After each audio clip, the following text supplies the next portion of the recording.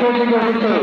আজকের বাংলাদেশের একজন সারাম ধন্য প্রধান ঢাকা বিশ্ববিদ্যালয়ের প্রধান ডক্টর নুরুল ইসলাম ভাইয়ের একটা অত্যন্ত গুরুত্বপূর্ণ বই লিখেছেন।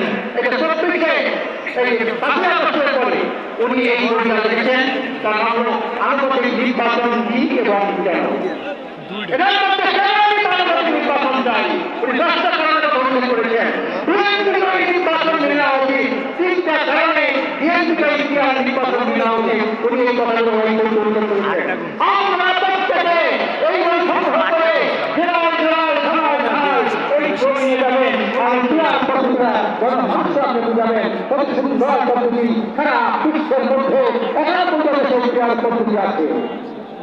আমরা চাই আগামী নির্বাচনে শতভাগ মানুষের মতামতের প্রতিফলন ঘটুক। আমরা সবাই চাই না নাকি?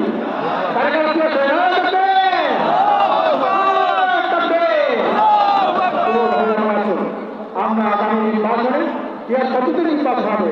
এখানে যারা কথা আছে সবাই কিন্তু পেঁয়াজ চায়। এখানে কথা আছে জামাত ইসলামের কেন্দ্রের নেতৃত্ব, তারা পেঁয়াজ চায়। এখানে কথা আছে সিভিল কেন্দ্রের নেতৃত্ব, তারা পেঁয়াজ চায়। এখানে কথা আছে ভিডিওর হক পেঁয়াজ চায়।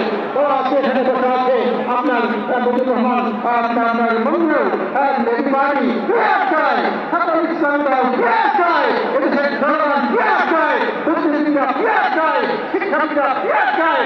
আগামী নির্বাচন হবে আর করতে দেওয়া হবে না। আপনারা গ্রামে কর্মসূচি করুন, এই বই নিয়ে পড়াশোনা করুন, বিক্রি করুন এবং এর মধ্যে গুরুত্বপূর্ণ বিষয়গুলি আপনারা বিক্রি করে বিক্রি করতে পারবেন। আগামী নির্বাচন হবে একটি নির্বাচন ইনশাআল্লাহ।